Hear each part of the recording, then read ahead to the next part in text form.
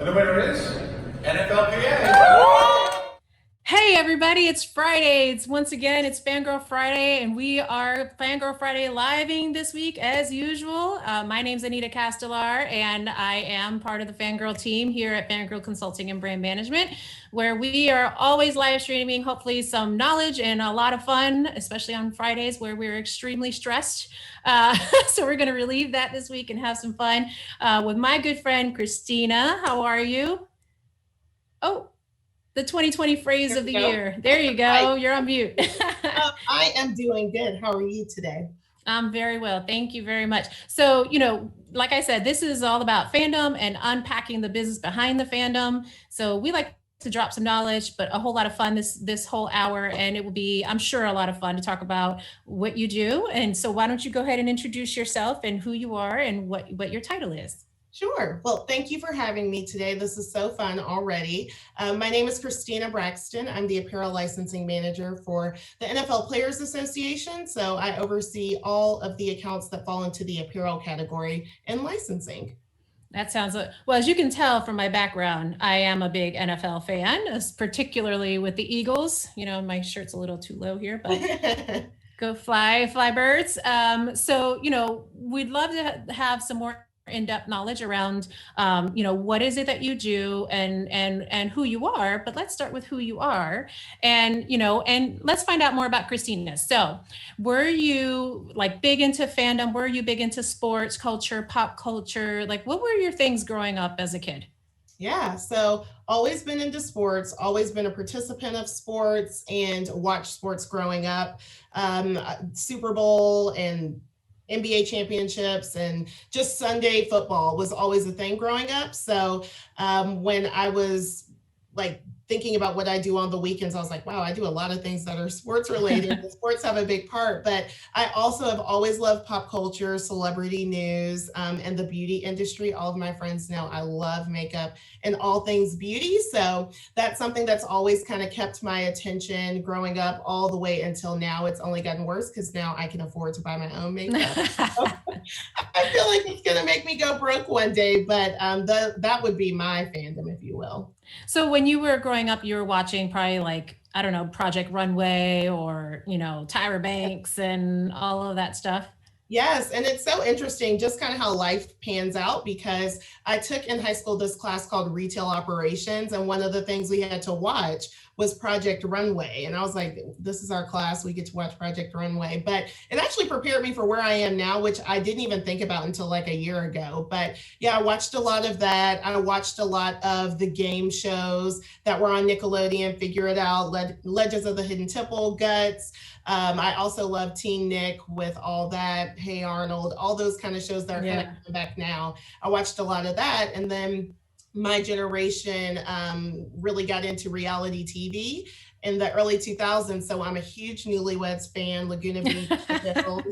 And then actually the first reality shows I ever watched were The Bachelor and American Idol and Survivor, which is crazy because all of those are still around to this day. So always been into pop culture. Yeah. Oh my God. Well, it feels like we're in Survivor right now. Right. It does. We're all waiting with bated breath, right? What's going to happen? Who's getting voted off the island today? Right. Exactly. But it's interesting because you're one of our first guests to talk about makeup and beauty and the culture of that, right? And the loyalists behind that, as a thing, right? As that's your fandom kind of, so to speak. Sometimes I talk about how regardless of brand, that can be your fandom, right? Right. Your brand and your core consumers are your actual, fan following, and your brand is your fandom. So you should treat it as such. And it's interesting that you're probably the first person that I've interviewed that has come through that way, right? Where they're talking about this is my jam, this is my thing, and how much I love it. So does it really consume you as much as other people, for instance, example would be, lots of people who like superheroes or comic book characters or anything like that, they tend to purchase everything. They're completists. Right? Or their purchasing behaviors is such that they will only collect certain size scales or certain manufacturers or what have you. Is it a similar type of approach to that?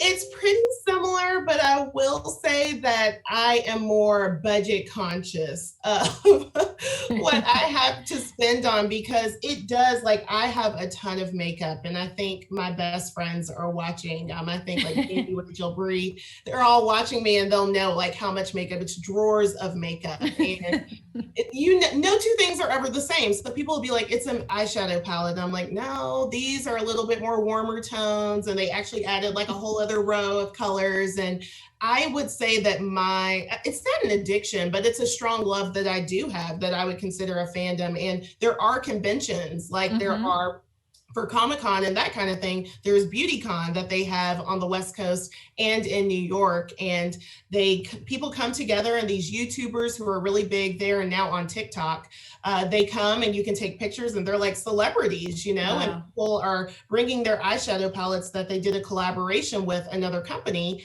And they're like, can you sign my makeup palette? And so I just love having this love for makeup because I also, one, can share makeup with my friends. A lot of times I'll be like, here, take this. Like, it didn't look good on me. I used it once, it's yours. Or I can help them find makeup whenever they're like, I'm trying to figure out how to do like a bold lip or what eyeshadows I should be using or blush. I can be a consultant, if you will, for makeup. So I would say it's a whole fandom, just like any other one. Yeah, well, you can see it in licensing too, though, because it's coming through in, like you said, the collaborations and the color palettes and all the various things, the brushes and everything else that are coming through. I mean, like, people are recognizing it as a legit type of, fandom and licensing piece.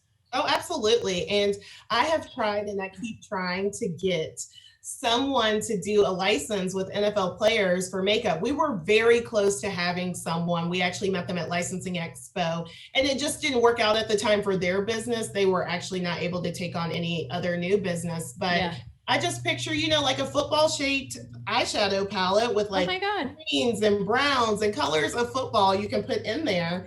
I think it would be a great collaboration, and then we can do a little, stenciled player name and number on eyeshadow colors and that kind of thing. There's a lot that you could do with sports and beauty. So I'm hoping to figure out a way to fuse those two loves together. I think it's interesting because I think it doesn't quite take advantage of the female fan. Right. Yeah. So a lot of people, yes, it's very male dominated, very male driven and what have you. But, as you can see from myself and for other folks and maybe even yourself, like there is a very large population of women who enjoy sports and who are just as avid of, fans as the male counterpart. So I think it just kind of shows a little bit of, I don't want to offend anybody, but a little bit of a short-sightedness, right? Of like not taking advantage of a consumer demographic that has expendable cash and will spend for their fandom, similar to, anybody spending on McFarlane or Sideshow figures or anything like that. Yeah, absolutely. And I was saying that was the standpoint I was coming from. I was like, one, the demographic that we've seen from the numbers of the consumer is the mom that is going to the stores to buy the jersey for the kids or the husband and then bringing it back home. And it's like, well, let's have something from her other than a bedazzled t-shirt or a pink jersey, to box us the pink jersey. That's what we like. And I'm like, no, that's not it. So I'm just trying to figure out ways that we can do those types of things and cater more towards women who are actually into sports, because there's a lot of us that exist. And I'm trying to do that as well with the types of apparel we offer. So right now I'm trying to figure out some collaborations that we could do in licensing with some higher end fashion brands that exist. That way you can target those who are like, but I don't want to wear like a DK Metcalf Seattle Seahawks like name and number product. Like I want to be cute, but I want to support the player. Maybe it's something that DK had designed with a designer, and it's design inspired by DK Metcalf, and you do it that way. So that's one of the bigger things that I'm working on right now, just to kind of get the different fan in there and feel like that they're a part of it too, and that everything that is created is not just for men. Right. Exactly. So, since we're talking about fandoms and like the people behind it, like, do you think that there's a big difference between like the normally what people say is pop culture fandom, right? And they default to the Marvels or the DC comics or, the Stranger Things of the world. And we're not slighting them, but when people talk about pop culture or fandom, they automatically default to those types of processes or thinking. So do you think that there's a big difference between like a sports fandom versus a regular, hear me, I'm already like predisposing myself, but like, or other types of pop culture fandom, or is it very similar? I think it's very similar. And I'm able to say that because we are fortunate to work with these high level players that are celebrities and superheroes in some cases, to Mm-hmm. some kids or to other adults.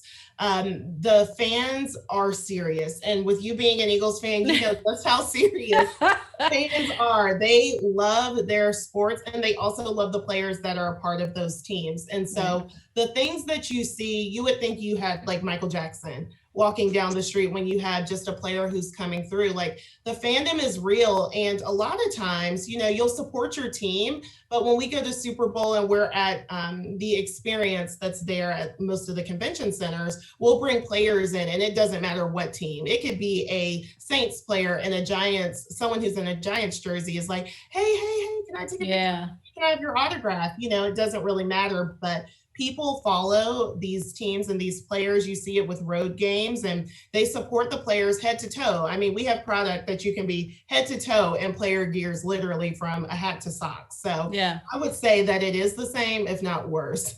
Yeah, it's true. I mean, it's very interesting. You're right. If you're at a fan convention, like a San Diego Comic-Con or something like that, regardless of what your personal like passions are, you will still see someone who's a celebrity or from, the Arrow universe, and you may not even watch that show, but that character or that actor, and you still want to take a picture with them. You still want to, and kind of get into that because it's all about community. We talk about this a Right. lot in the common thread through all the, the interviews that I've done. It's about a community and being part of a space and people and sharing your love of something, and also non-judgmental, right? Like there is no judgment about how much you love whatever it is you're loving at that time.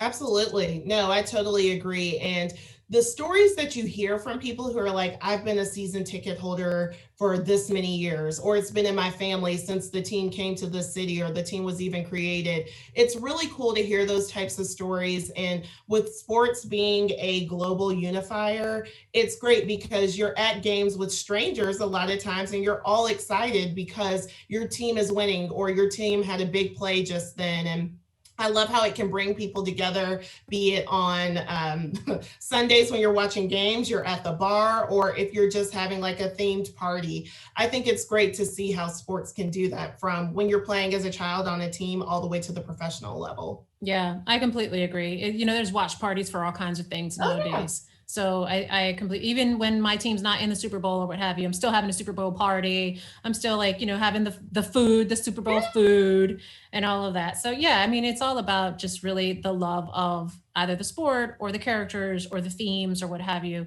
And they really do bring people together, but what's interesting though, between NFLPA Mhm. versus NFL, if you could go into the difference between, what each organization does and where they overlap or where they differ.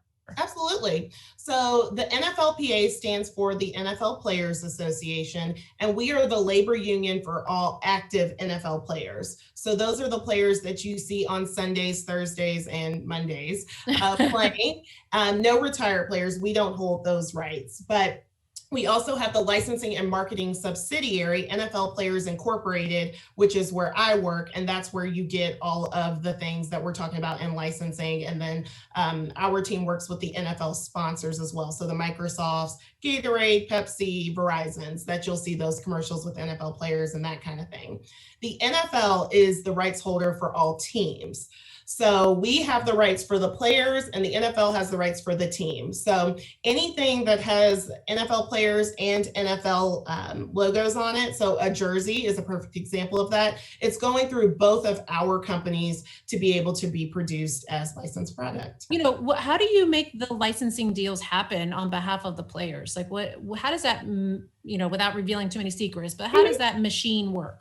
Yeah, so the NFL players sign what we call a group licensing assignment, and that is in their player contract, which you can look those up online and see that. And if they don't want to be a part of the group licensing program, they can X that out. We haven't had a player do that in a very long time because they see the power of the group. And with that, we license out those rights in a minimum of 6 players. We call it the use of 6. And then they can use up to however many players are active at the time. So when they give us those rights, we're able to go to these different companies and say, hey, here's what you're going to get if you have a license with the Nflpa, and this is how you can utilize it. And because the players have given us those rights, we take that very seriously. And we always look for companies that we think will, 1, put players in the best light, 2, offer product that is going across multiple players. So it's not one player here that's always featured. And 3, we just have more product in the marketplace for the whole. We're trying to be a global brand, kind of like the NBA is. They're very global. A lot of people know about the NBA. We're trying to grow into that too. So you see a lot of the international games and that kind of thing. But we take those rights the players give us. We go to these companies, and then that's how you get our roster of licensees that we have. We have over 70 licensees on our roster right now. And you're a busy woman. I know. And apparel, hard goods, and then our digital and unconventional space. What classifies as unconventional? So anything that doesn't fit into those 3 categories, so like consumables, we had what were called QB gummies with the company Curvan a few years back. So consumables, we have a debit card, a reloadable debit and gift cards from card.com. So it's kind of a hard good, but you do it online. So anything that can't fit in those categories, we just kind of put into that unconventional space. Got it. Okay. Yeah, you're right. NBA did sink a lot of money into growing their international brand. I mean, I remember when people were questioning, you know, why are they spending so much money in China, right? Yeah. Why are they building these camps and doing all this? And well, now it's paid off for them, right? Yeah. And perfect example of fandom. I mean, you see those players go to like the Nike store over in China, and the people that are waiting, it's like, wow, like these are crowds of people that are there to see these players. So yeah, that's really good. Yeah, I didn't make that international game with the Eagles at London. I was like, oh, I wanted to go. Oh, yeah. Yeah.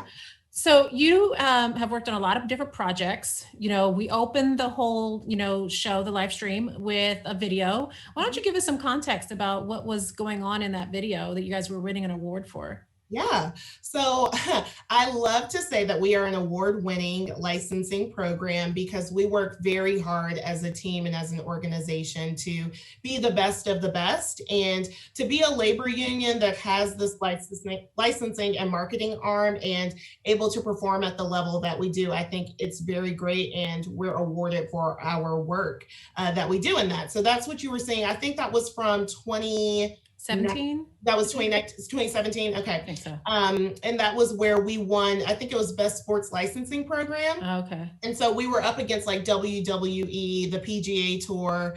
We're up against some really big people. And so every year when we do win, it's a great feeling because we're like, wow, we're really doing what we can to elevate our players and elevate our brand so that we can be globally recognized. Mm-hmm. We went for a 3-peat. I think it was 2016, 2017. We lost 2018 and then won 2019. So that still sits on me, but I'm still proud of our team regardless of. You're too competitive, that's why. Right, yeah. It is sport, so.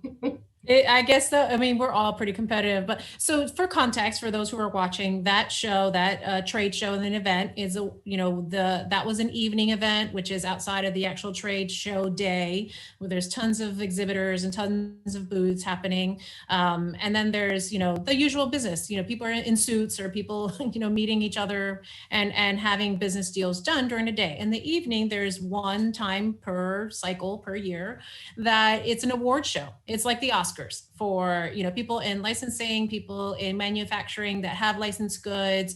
There's lots of different categories, and one of the categories you were mentioning was sports licensing, and so that's where you guys had won that award. But what were some of the things that contributed to that? Like, what are some of the programs that people might not be aware of that made you guys win that award over like a PGA or a WWE, which everybody knows WWE? So how do you win out against that? Like, what are some of the programs or products or different things that you guys do on a daily basis that then contribute to like an award? Absolutely. So it's more of working with some of these great brands that we work with. We have exclusives for a few different categories. So all the categories have one, but for digital, it's going to be EA, Electronic Arts, and they have the game Madden. So they have an exclusive. They're the only one in that space that can produce a game like that. So every year, if you follow that game, they elevate that game and update it. And so that kind of aided in that, just having the visibility with players on that piece. Then we have an exclusive with Panini, which is a trading card company. They've been around for many years. They have many brands under Panini, and they have licenses with majority of the sports, if not all of the major league sports.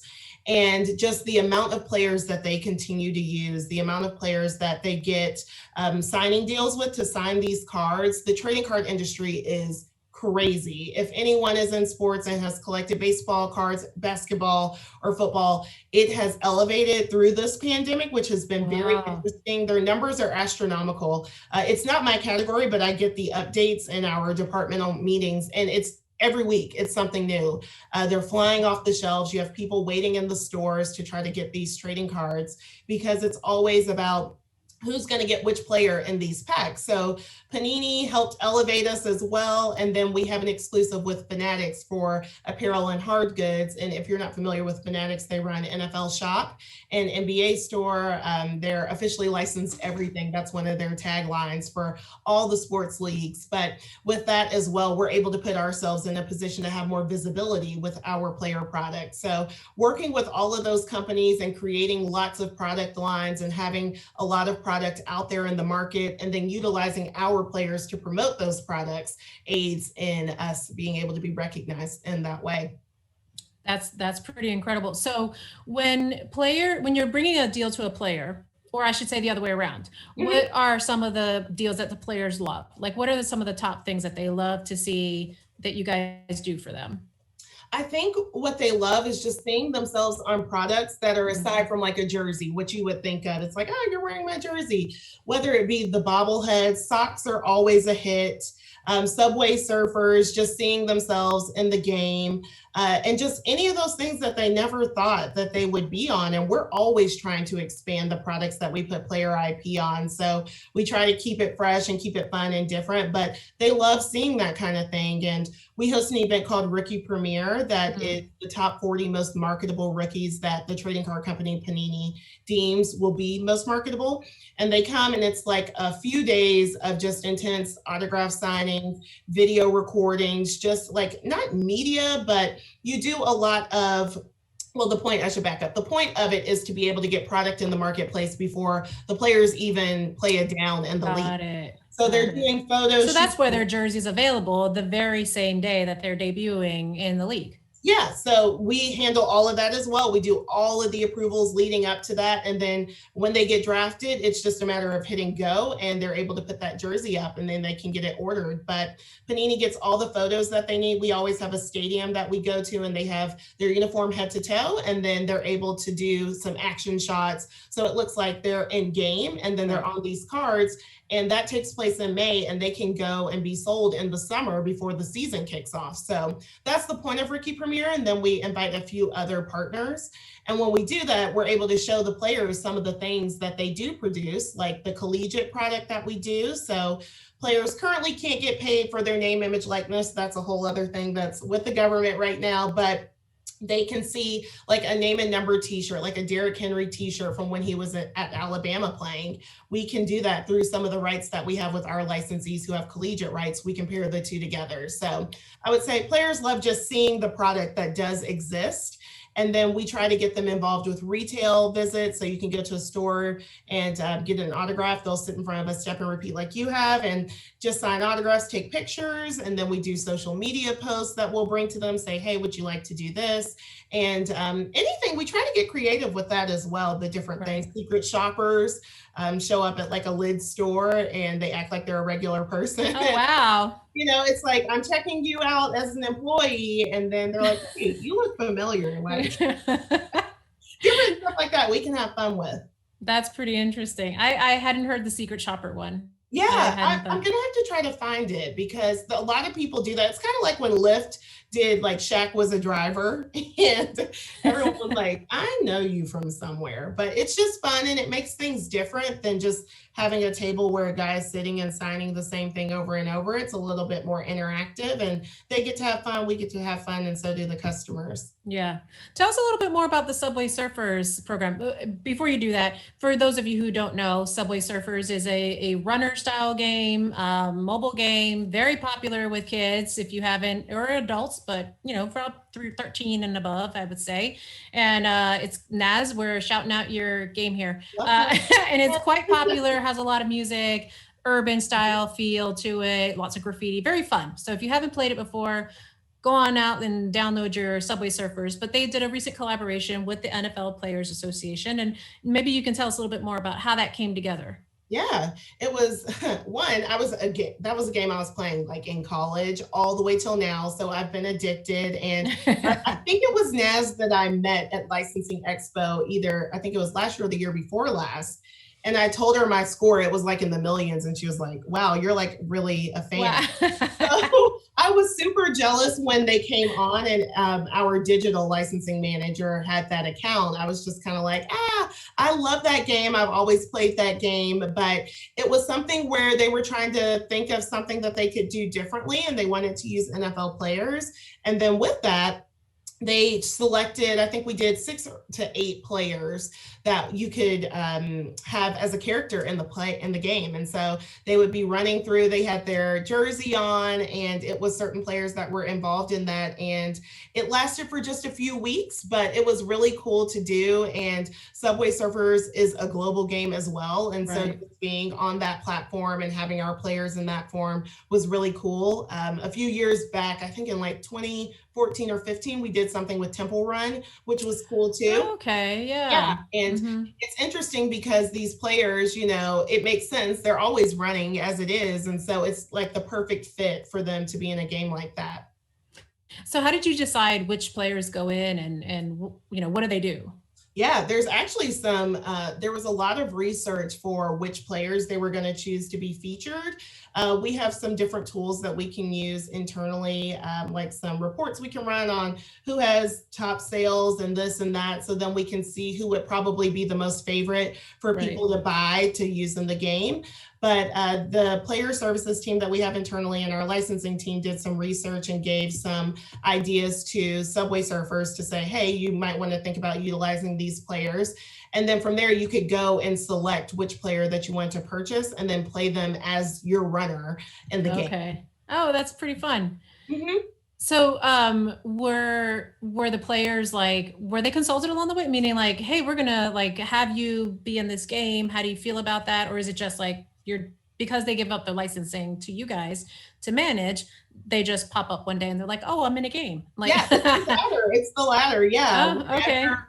Because imagine if we had to go to every single player to get, and that's where the GLA, the group licensing assignment, comes in handy because we can kind of cut that out and then we're able to make announcements and we can send stuff to players and say, hey, you're in this game if you didn't know. And we do a lot of press like on our website and social media to where you can kind of see what we're doing. But yeah, they usually see it on the back end because we do have those rights to do it on their behalf.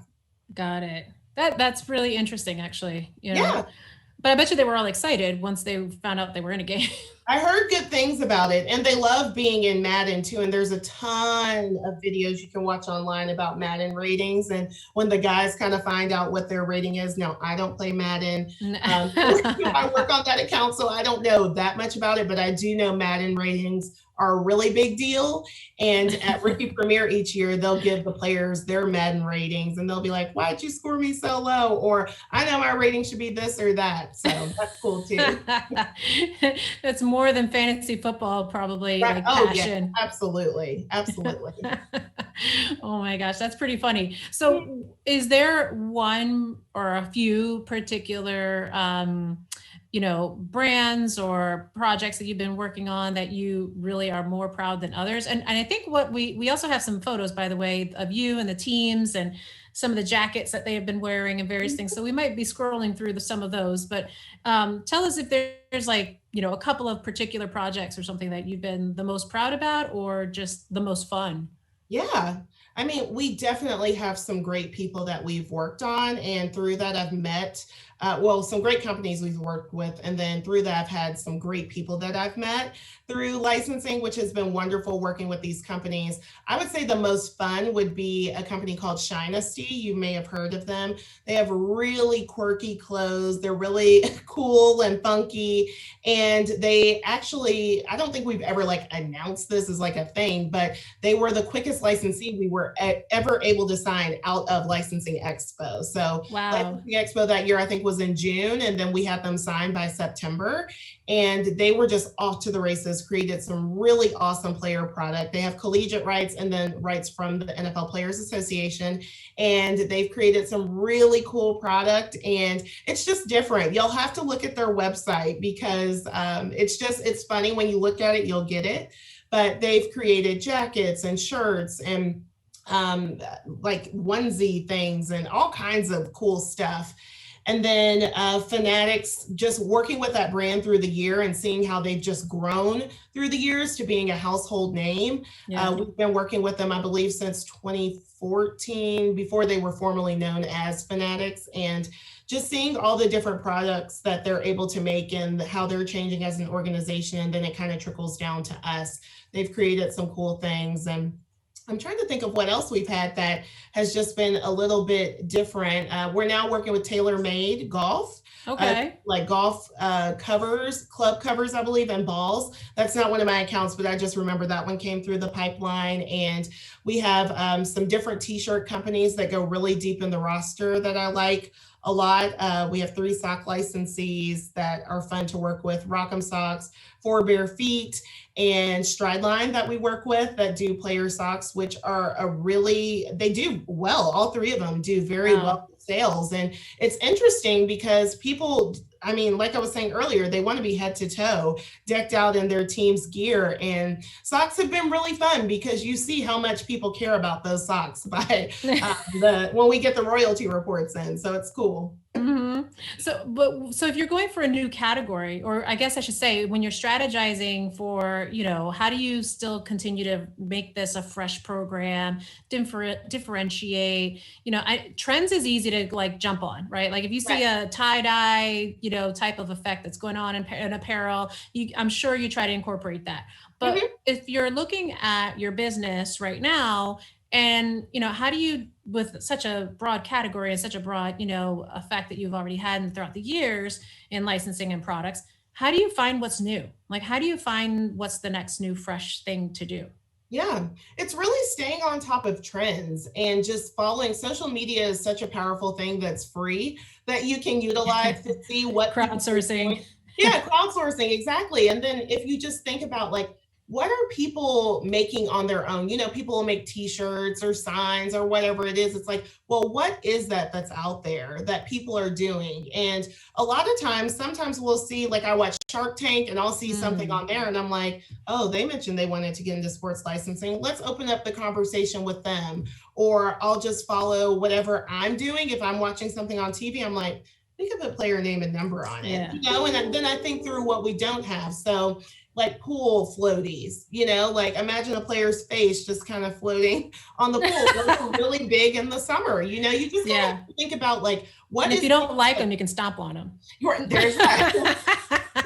it's like you have all these things that are going on and what's trending, like fidget spinners. Remember when those were a thing years ago? Forever Collectibles, one of our licensees, made some of those. But staying on top of what's in and what's now, I'm a big fan of TikTok. And I became a fan through the quarantine. And actually, shout out to our intern, our former intern, Kendall D. She was doing research for us because she was still in college. She's Gen Z. And I was like, can you tell me what this TikTok thing is? Yeah. How does it work? Because we need to figure out how we can leverage our players on it. Right. And she did this deep dive, told us all the information about what it was, who these TikTokers were that everyone follows.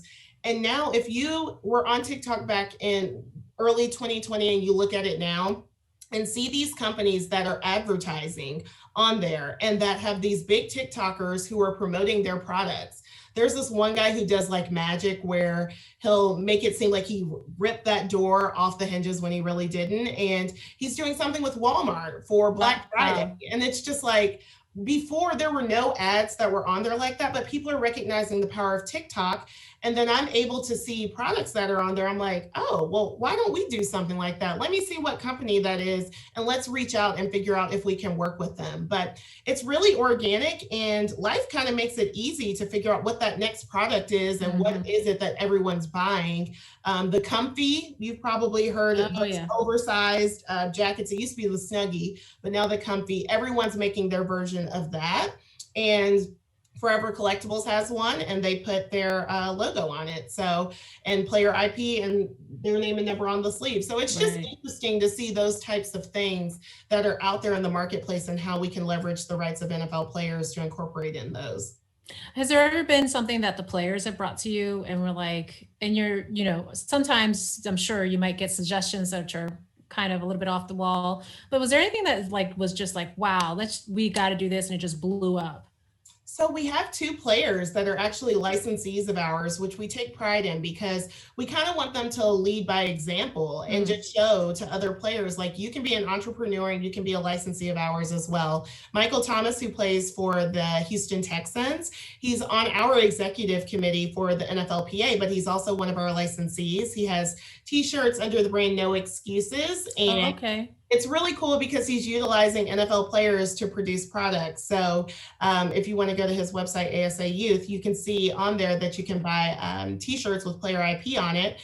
And then we have Beast Mode, which is Marshawn Lynch's company. He's one of our licensees as well. So those are things that players have brought to us. And then we always try to figure out how we can work with players more. Now, sometimes it's not always a good fit. And sometimes we have restrictions when it's like in the health and safety space, like if they have training equipment, we have to be kind of careful with what we're attaching ourselves to. But anytime we have players that are interested in working with us, we love to hear their ideas. We do a event during Super Bowl where it's called Pitch Day, and people can pitch their ideas to us in order to win a license with us to be able to use rights, which is really cool. And you get different companies that you can work with, and you can figure out, yes, you don't fit into traditional licensing, but let's figure out how we can work with NFL players to promote your product or get them included in your product.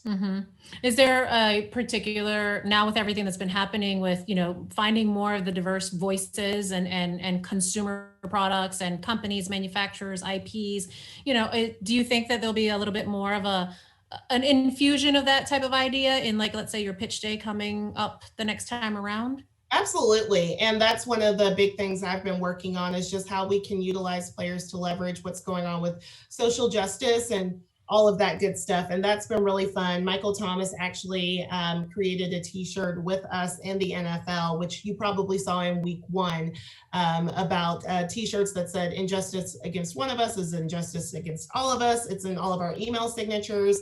And that's been really cool to do. And we're trying to expand that. And we're trying to work with more companies that are either minority owned or a woman owned or whatever it might be, just to be more inclusive. And as a woman of color, I am happy to be able to be a part of that. And you and I were on the Diversity and Inclusion Committee for Licensing International. And I just think it's unfortunate that it took this long and it took things happening in society to make us kind of put things like this in the forefront. But I'm so happy to be a part of this. And I'm looking forward to seeing what type of companies like that come forward that we can work with, that are going to use their company and leverage their voice to be for the better good.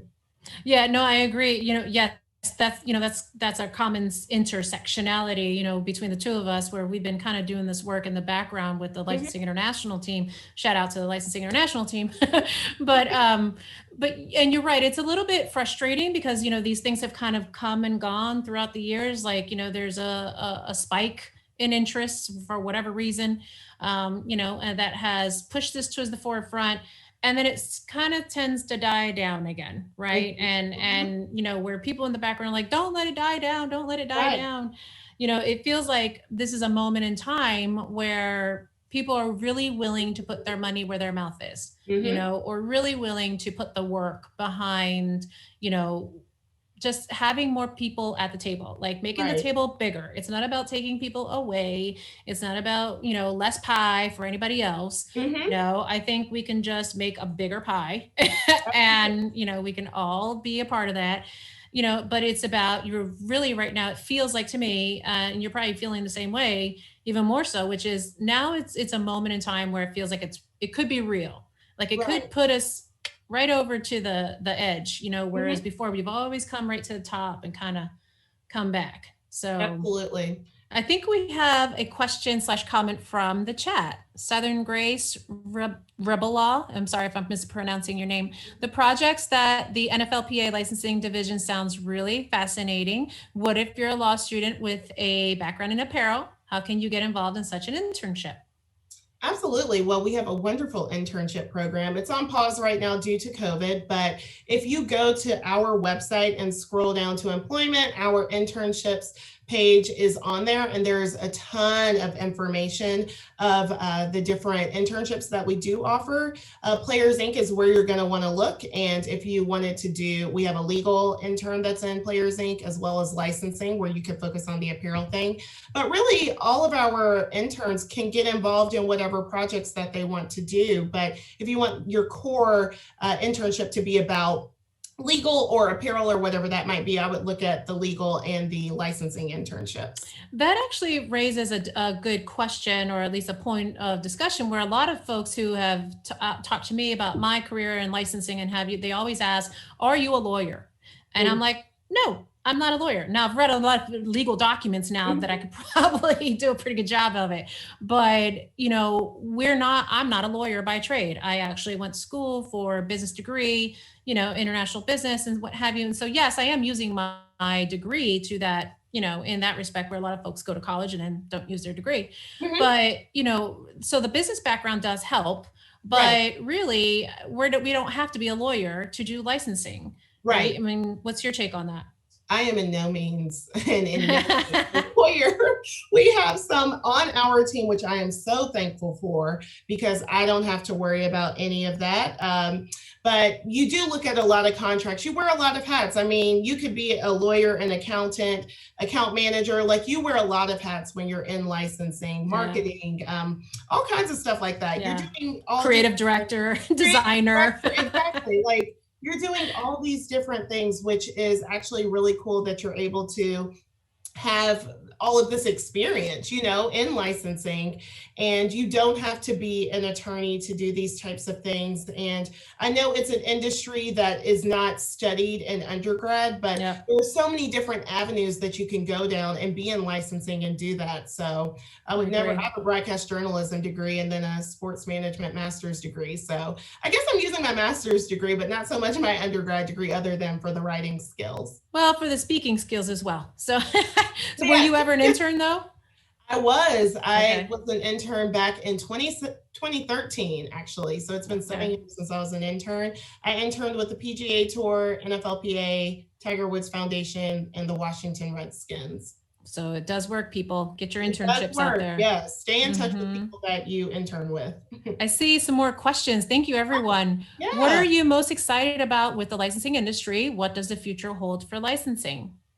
I think it kind of goes back to what we were talking about diversity. Like, I'm super excited to see which direction that it goes, you and I go to Licensing Expo and you look around and there are not many people that look like you and me. And I'm happy that they are wanting to change that and wanting to be more diverse and wanting to get younger people involved in licensing and even older people, you know, it kind of, there's like a cutoff, you know, you have people from like their 20s to like their 60s and that's kind of all. But I think seeing how the industry changes is going to be really cool, and just having the opportunity to have an influence on that. I'm really excited about that. And what was the second part of the question? What does the future hold for licensing? It's kind of interrelated, I think, for your answer there. Yeah, absolutely. Absolutely. You know, I'll take it. I do agree with that. I do. We don't want to reveal too much of the work yet because it's not quite ready to be discussed. But on the other hand, we're going to be looking at folks who of all genders, races, gender identity, you know, and age groups to be coming into the industry, right? And looking for them exactly where they never thought we would be looking for them. And I'm really excited about that and the work that we're going to be doing there. And we're not going to have people, hopefully we will affect people not falling into the industry the way they have been in the past. Everyone always says, how'd you get in the industry? Everybody, I just fell into it, you know, and just like myself, and I'm sure a bunch of other folks. So, you know, hopefully we'll be more deliberate about that. And I really love that idea. But as far as like the future of licensing itself and product categories, I think the sky is the limit, to be honest. But one of the things which I do like, and actually incorporates my history from working in the parks, the Disney theme parks, is the, you know, the location-based entertainment stuff. If we could ever get back to that. I know. But, you know, I really love interpreting the brands into an experience, right? And like having that come to life. And whether it be at fan conventions or restaurants, themed restaurants, or themed cruises or hotel rooms, you know, I mean, I don't know if you've seen the most recent articles about the Atari Hotel that's coming to Vegas. I was like, I am all about it. Sign me up. Like the Taco Bell one too, that was in, I think it was the summer in Palm Springs. Yeah. So I think that's a big one, you know, and really kind of taking the brands off the page, right? I mean, just like taking them off the t-shirts, taking them off the, whatever we think they should be doing, you know, and putting them out in really cool and unusual ways. I think that is, you know, the experiences to be are like where I could see a big growth factor, and it's been growing. I mean, we all see, you know, like the Friends, you know, location, which is kind of cool. Saved by the Bell, the little pop-ups. So I think, you know, more and more of those will come up, but I think it's really the sky is the limit as to how it could be interpreted, you know, and what that experience could be like. So maybe that's something where the Nflpa, you know, is taking that into a whole new experience. Yeah, some things are in the pipeline, so stay tuned. We should have some fun stuff coming. Yeah, I'm reading your mind. So Krystyna, I know it's coming to the end. It's already coming short on time. I told you it'd be going fast. You did. So tell us what's on the horizon, or what we can look out for in the next few months, or if you have a holiday plug, right? It's almost Black Friday time, or if you have something that you want to talk about. Absolutely. I'll always plug buying jerseys for your family for the holidays. Visit fanatics.com. But no, I think with the holidays coming up, we are reaching out to our licensees and saying, hey, why don't you utilize players to promote the products that you're selling that are going to be under these Christmas trees or whatever holiday that you celebrate where you give gifts. We try to help them figure out like ways to utilize these players just to amplify the message they're trying to get out. So we do some outreach to the licensees where we're able to talk to them about different ideas, but our focus is one, getting through the season, and then seeing what the postseason looks like, because it's been some interesting days. Days, months, weeks, year. It's crazy. It's been a whole year just this week. Yeah. It has been the longest year. So, I mean, that's really what we're focused on. And I think everyone's just trying to figure out what this is. Licensees are in a very tough space right now. COVID has taken a huge impact on their businesses, as you know, and as you've seen in the news. A lot of our product was just sitting on shelves of stores that were closed, that weren't selling, and orders were getting canceled. And so the biggest thing that we're trying to look at is, how do we come out of this, and what do we do to get better and move forward? And that's really what I've been working on, is just seeing how the licensees' businesses have performed. And things have gotten better with our season taking off on time, and with us being able, because we were later in the year from all of the other sports leagues, we kind of got a little head start, but we were able to figure out how to make this work and how to continue to support our players through sports licensed products. So I'll be continuing to monitor how COVID has an effect on the business, and then we'll just see what 2021 brings. Hopefully much better and more positive energy than 2020 came with. Yeah, definitely. The season finale of this epic tale will hopefully come soon. I'm not sure when, but hopefully. Yeah, the finale. I like that. So where can we find you, Krystyna, or where can we find more about the NFLPA? Absolutely. So our website is just nflpa.com. And then you can find me on Twitter. My first and last name, I don't know if it's showing up, but just, it's an interesting spelling, Krystyna, Braxton, Braxton. And that's on Twitter and LinkedIn. You can find me there. Perfect. Awesome. And so, any other last words? Just, continue to support your NFL players through licensed products. I feel like I can't say that enough. Yeah. And buy authentic product from licensed. Not bootleg product. DHA, Alibaba, eBay, just let that go. Just get authentic licensed product to support these players. Yeah. Believe it or not, it keeps people employed. It does. It really does. Like people like you and me. So all right. Well, thank you, Krystyna, for joining me, and thank you for all the good times. This is great. Hopefully we'll have you come back maybe in the postseason or Super Bowl time. That might be kind of fun to have another conversation around that. Thank you all for joining us. If you haven't spent your time with us before, we appreciate your time, and hopefully you learned a little bit and also had a good time with us this week. This is every week, FanGirl Friday Live. We are live on Instagram. We are also on the replays on YouTube. So FanGirl Friday Live on YouTube. So this video will go up in the next week, but you can also find all the other videos that we've had and all the other guests that we've had conversations with also on our YouTube channel. So again, thank you, Krystyna. Thank you all for joining us. We will see you same bat time, same bat channel next week with another great FanGirl Friday Live. Enjoy. Bye.